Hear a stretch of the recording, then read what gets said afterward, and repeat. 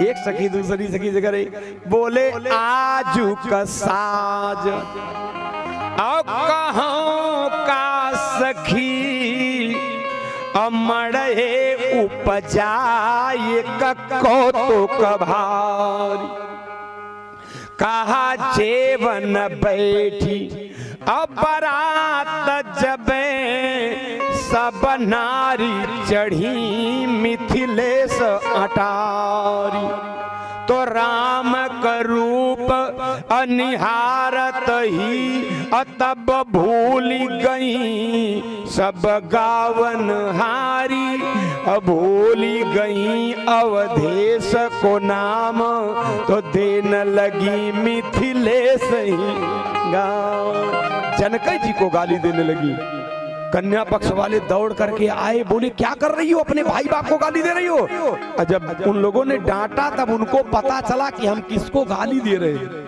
माने राम जी के रूप में इतना जादू था। राम जी तो जिधर मुस्कुरा कर देख देते थे, आप समझ लीजिए उधर ही जादू चल जाता था। इसलिए एक सखी राम जी से निवेदन भी कर रही है, सरकार थोड़ा सा मुस्कुरा दीजिए। राम जी लक्ष्मण जी ने कहा क्यों मुस्कुरा दे, नहीं मुस्कुराएंगे। लेकिन सखी निवेदन कर रही है, क्या नहीं राम जी माने नहीं हो, नहीं राम जी माने नहीं हो, माने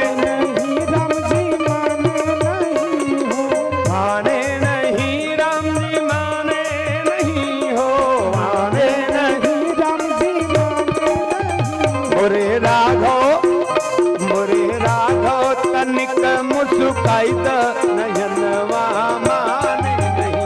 मोरे राघव मुस्काई मोरे राघव तनिक मुस्काई नयनवा माने नहीं। मोरे राघव तनिक मुस्काई नयनवा माने नहीं। बहरहाल अयोध्या नगरी से बारात आती है मिथिला नगरी में। जनक जी महाराज ने बहुत जबरदस्त व्यवस्था किया था। बीच बीच बरबास सुहाए, मन यहाँ तक बीच में जितनी नदियां थी सभी नदियों के ऊपर जनक जी ने पुल का निर्माण कर दिया था। सरितन जनक बधाए सेतु। उसके बाद मिथिला नगरी से के लोगों को जब पता चला कि बारात आ रही है तो दही चूड़ा उपहार अपारा, दही और चूड़ा कांवर भर भर के वहां से आया। अयोध्या वाले देखे तो मुंह बना लिए, यही बारात में व्यवस्था है, दही चूड़ा।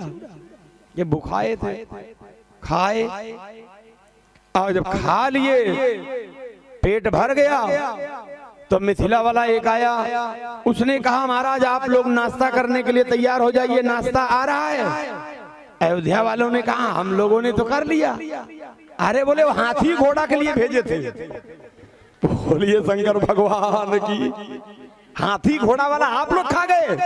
उसके बाद मैया सीता जी ने वो व्यवस्था करवाया महाराज कि एक एक बाराती के लिए एक एक देवलोक की अप्सरा पूरी व्यवस्था लेकर के खड़ी हुई थी।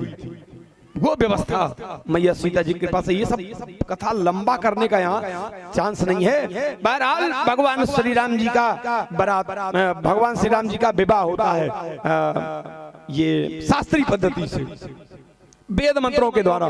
राम सी शेर सिंदूर दें, उस सिंदूर दान होता है। उसके बाद चार चार बहुएं विदा होकर के आती हैं। चार चार बहू, तीन तीन सास। अगर आज एक घर में एक साथ चार बहू आ जाए और घर के अंदर अगर तीन सास भी रहे, पक्का है साल भर में तो दुई एक जरूर पार हो जाएंगे। समझ लीजिए। लेकिन वहां कुछ नहीं हुआ।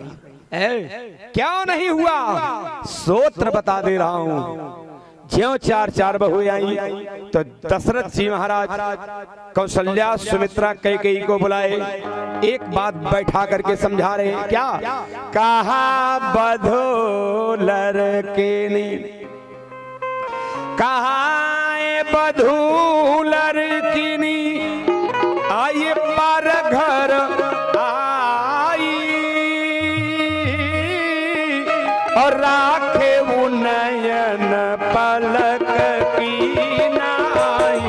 राम सिया राम सिया राम जय जय राम।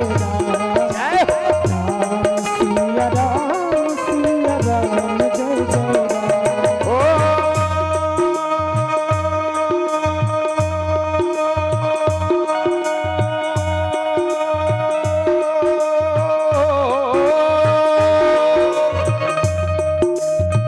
बधुलर कीनी पर घर आई, राखे वो नयन पलक की नाई। राम सिया राम मिला के ताली बजाइए। राम जय जय राम। राम सिया राम सिया राम जय जय राम। ताली भी बजाइए, राम सिया राम भी बोलिए। ये 9 दिन तक आपको ताली बजा करके कीर्तन करने का भगवान ने सेठ जी के माध्यम से चांस दिया था। भगवान देख रहे हैं जो ईमानदारी से ताली नहीं बजाएगा, कहीं भगवान का मूड घूम गया। अगले जन्म में भी भगवान ने फैसला किया कि इसको तालियां बजाने वाली ड्यूटी दो, और कहीं बनारस स्टेशन पे ताली बजाने वाली ड्यूटी मिल गई। पूरी जिंदगी ताली बजाने में निकल जाएगी। बोलिए शंकर भगवान की। ईमानदारी से बजा लीजिए ताली। राम कथा भी तो एक प्रकार की ताली है। राम कथा सुंदर कर तारी, समझ लीजिए। और एक विद्वान कह रहे थे कि जो व्यक्ति राम कथा में बैठकर ताली बजा करके भगवान के नाम का कीर्तन करता है तो 70-75 साल का होने के बाद उसको हाई ब्लड प्रेशर और उसके बाद शुगर और उसके बाद मिर्गी की बीमारी उसको कभी होती नहीं है। इतना फायदा होता है ताली बजाने से। ताली बजाना बहुत जरूरी है। समझ ताली का कितना महत्व है, जाकर के बाबा रामदेव से पूछो, खुद ही आपको समझा देंगे। और नहीं तो डायरेक्ट मैं एकदम स्पष्ट एकदम क्लियर आपको बता देता हूँ।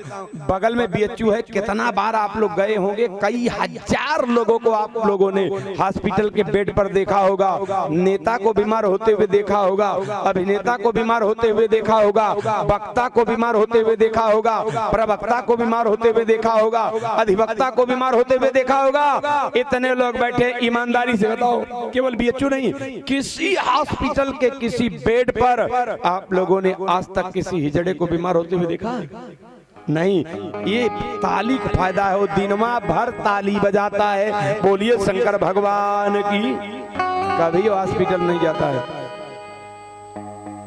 आज जो 4 बहुएं आई, दशरथ जी महाराज अपनी कौशल्या को बुला के सिखा रहे हैं, ये दूसरे के घर से बेटी आई है, इसकी रक्षा वैसे ही करना जैसे आंखों की रक्षा पलके करती हैं। ईमानदारी से बताओ, आज भी बहू के आने के बाद आज के दशरथ अगर अपनी अपनी कौशल्या को बुलाकर रामचरितमानस के दशरथ की तरह बढ़िया से समझा दे तो कम से कम सास बहू का झगड़ा 50% कम हो जाएगा। लेकिन आज के दशरथ जो हैं वो लोग अपनी अपनी कौशल्या को नहीं सिखा पाते। क्यों? इसलिए कि बेचारे आज के जो दशरथ हैं वो अपनी अपनी कौशल्या से खुद ही परेशान हैं। बोलिए शंकर भगवान की। ऐसा कौशल्या है कि अगर कस के ताक दें तो दशरथ बेहोश।